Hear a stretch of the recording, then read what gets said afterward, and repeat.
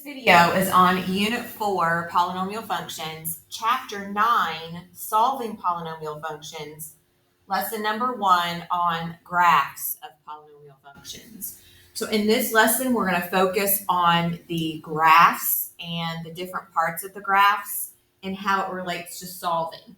In your notes here, the first bullet says a polynomial function is a function such as a quadratic, a cubic, or any other function involving a non-negative integer power of x. So x raised to some power that's not negative. X squared, x to the third, x to the fourth, x to the fifth, x to the sixth, and so on. Those are called polynomial functions. A polynomial function is classified by its degree. We already talked about this back in Chapter 8. And FYI, I've got a typo I can see here. This is Chapter 9, and I forgot to delete the 8. Looking at the examples here, it says classify each polynomial function by degree and give its leading coefficient. And I've already got this filled out, but we're going to talk about each one of these. So if you look at the first one, it says f of x is equal to 4. Now, what I noticed there is that there is no variable. There's no x. That's what tells me that it has a constant, that it's a constant. It's a degree of 0, so it's a constant, classifying by degree. There is no leading coefficient because there is no x. Looking at example, the next one, number 2, f of x is equal to negative 5x plus 1. So focusing in on that x has an exponent of 1, which is what tells us that it is a degree of 1. So we call that linear. The number in front of that x is a negative 5, and that's why that leading coefficient there says negative 5. For the third one, it says f of x is equal to 12x squared minus 11x plus 31. Now this one has two x's. But the one with the largest exponent is a 2, which tells me that's a degree of 2, and it's a quadratic. The number in front of that x squared is a 12, and that's why the leading coefficient says 12. On the fourth one, it says f of x is equal to negative x to the third minus x squared plus 8x plus 1. Again, focusing in on those x's, and the largest exponent is a 3. So that tells me that it's cubic. The number in front is a negative 1, and that means that the leading coefficient is negative 1. On the next one, f of x is equal to negative 3x to the fourth plus x squared minus 18. Again, the largest exponent is a 4, so that's quartic. The number in front is a negative 3, so the leading coefficient is negative 3. And the last example that we've got here, f of x is equal to 9x to the fifth plus 2x to the fourth minus x cubed plus 9x squared minus 2. So again, here on this one, the largest exponent is a 5. Degree 5 is quintic, and the number in front of that is a 9. So the leading coefficient is 9. It's important that you understand how to locate the largest exponent so that you know the degree and the number in front of that. Those two things let us know different characteristics about these functions. Moving on down here, it says end behavior patterns. Use your graphing calculator, determine the end behavior of the following functions. So let's look at number 1. F of x is equal to 4x to the fourth plus 6x cubed minus x. So we're going to go to the calculator. We're going to go to y equal. And I want you to enter that equation. So 4x to the fourth power plus 6x to the third power minus x. Now I'm going to hit zoom 6 for graph because I'm not sure what I've been doing on the graphing calculator up to this point. So when we talk about end behavior, we're only talking about the ends of the function. So the ends on this function are up here and up here. So both of my endpoints are going up, all the way up to what we call positive infinity. So Positive infinity is what's going to go in each of these blanks. Now, let me explain what that says. So, as x approaches infinity,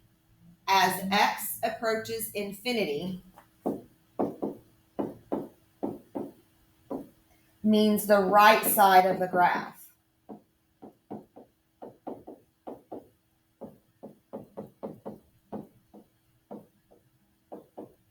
So you're looking at the right side of the graph to determine what goes in this blank. What is the f of x just means the function. What's the function doing? Where is it going? Well, on the right side of the graph, which is over here, on the right side where the x's are positive, this function is going up to positive infinity. The next one says, as x approaches negative infinity, means the left side of the graph.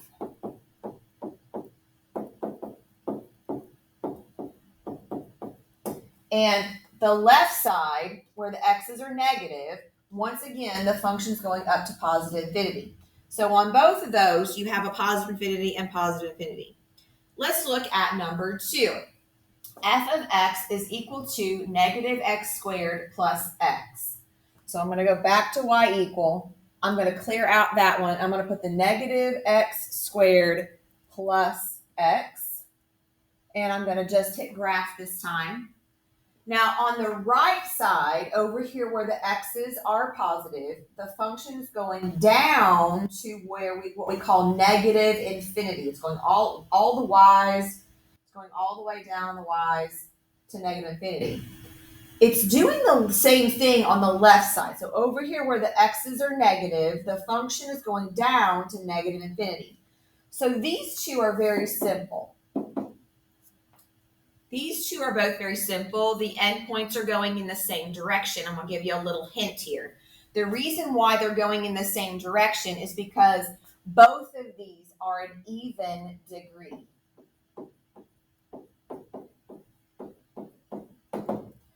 This is a 2.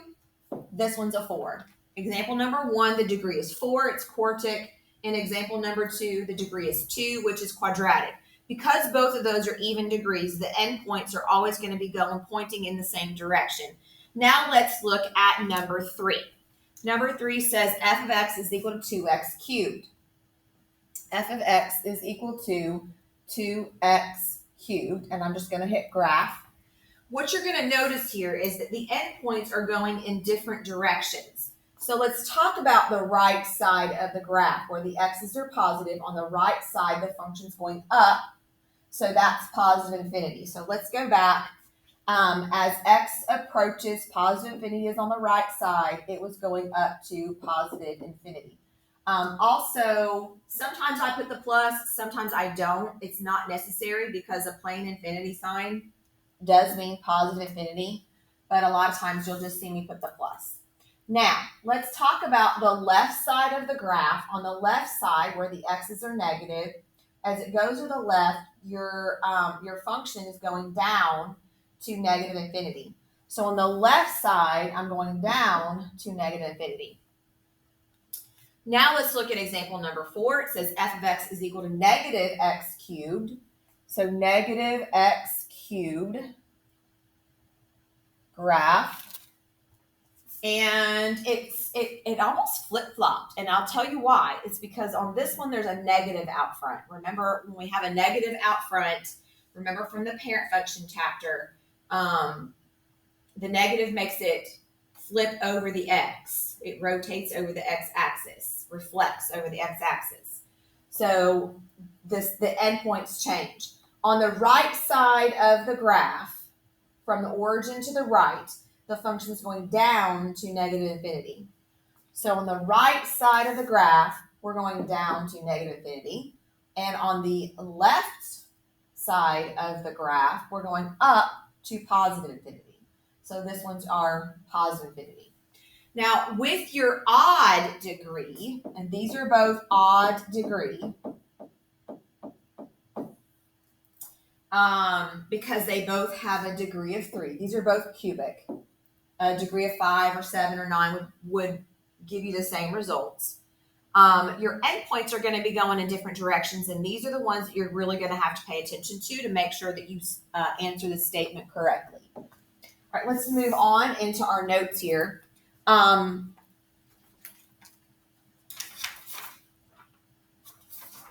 me go back just a second. Down here at the bottom of this page, it says draw sketches to help remember the end behavior patterns.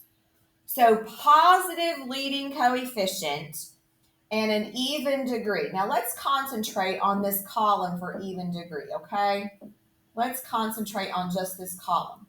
If I've got an even degree, remember what I said earlier, even degree means that my endpoints are going to be going the same direction every single time. And if we're looking at a positive leading coefficient, so there's a positive number out front, like example number 1. Even degree, positive leading coefficient, your endpoints are both going to be going up.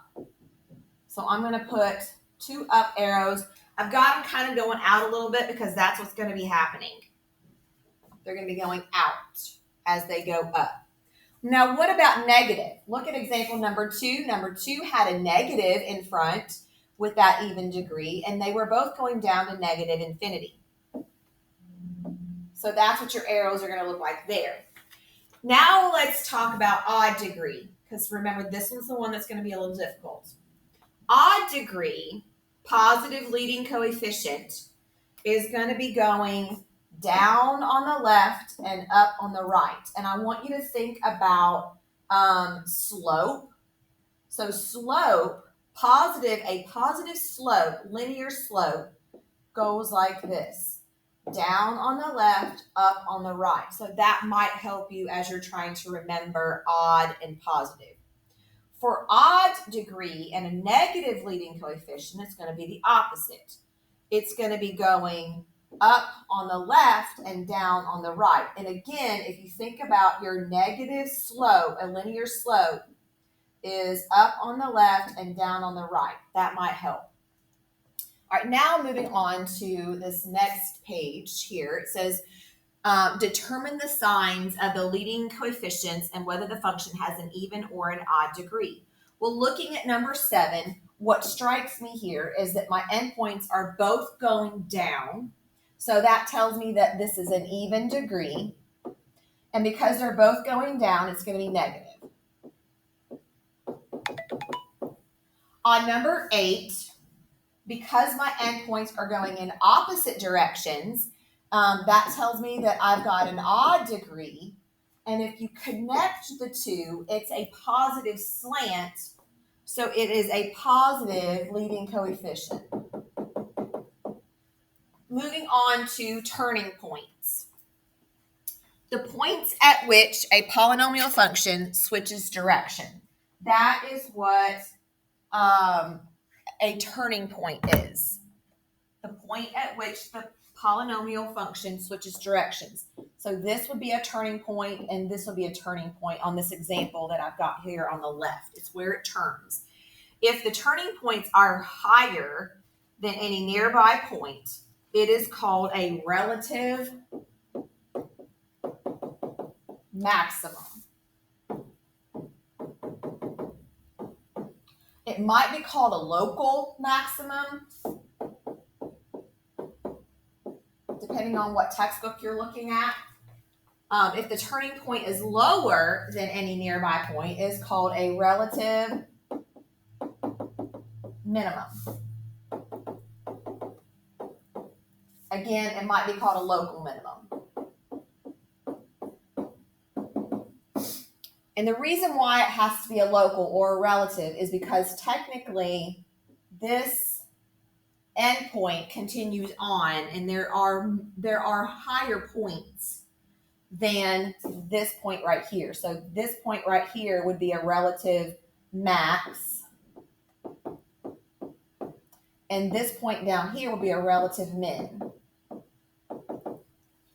Because again, it's a minimum, but it's not the minimum. Like, it continues to go down and down and down, so we call it relative. Maximum and minimum values are called extrema.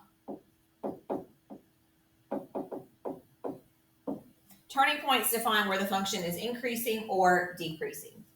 So I've got some steps here. Using the calculator to find the turning points. Find the turning points of the function f of x is equal to x to the third minus 6x squared plus 7x plus 2. Step number 1 says to graph the function. Enter the function in y equal, then hit graph. Use the calc menu to find the minimum and maximum values. Step number 3, set the cursor on the left bound of the turning point, hit enter. Then set the cursor on the right bound of the turning point, hit enter. And then we're going to talk about this relative max and relative min and increasing and decreasing intervals. So let's first start off by putting the equation into the calculator. Y equals x cubed minus 6x squared plus 7x plus 2. I'm going to hit graph. Now what you can see here is that this point right here would be a relative max. This point right here is your relative min. So let's find that relative maximum. Second trace. Number 4 is my relative max. So the cursor, notice again this left bound. So the cursor, if I'm looking for this point right here, the cursor is on the left side of that. So I'm going to stop right where I'm at and hit enter. Now it says right bound. So I'm going to arrow over to the right. My cursor is on the right side of this top point. I'm going to hit enter and enter one more time. So the relative max is at 0.71, 4.31. So let's write that in. The relative max is an ordered pair, 0.71, 4.3, did I say 1? No, 4. We're just going to say 4.3. Now let's go find that relative minimum. Second trace, the minimum is number 3. Now we're looking for this bottom point right here. Now the cursor technically is on the left side of that point, and I'm just going to go ahead and hit enter. Now I need the right bound, move the cursor onto the right past that bottom point, now needs to be on the right, which it is, and enter one more time. My minimum, relative minimum is at 3.29, 4.3. Negative 4.3, sorry. So 3.29, negative 4.3. Now these increasing and decreasing intervals, I need you to look at the graph of this. Moving left to right, follow what I'm doing here. I'm increasing until I get to that maximum point, and then it turns and it starts decreasing, gets to that minimum, and then it starts increasing again. So this function goes from increasing to decreasing to increasing, which means that if I'm looking for the increasing intervals and the decreasing intervals, there are 2. Now these are going to be expressed in interval notation. And the increasing interval from left to right on the graph is going to go from negative infinity up to this first x, which is the 0.71. And it's going to include that 0.71. Then it starts decreasing. So we're going to start at that 0.71. And it's going to go to the next x, which is the 3.29. That's going to include that. But then it starts increasing again, and it's going to go from 3.29 up to infinity. So we're going to, I'm going to skip these last 2 examples. Your relative maximum and your relative minimum and your increasing and decreasing, I think I can better explain in class. As long as you guys can find those at this point with some experience, given we've done that before, you should be good. So here is your video for Chapter 9, Lesson number 1.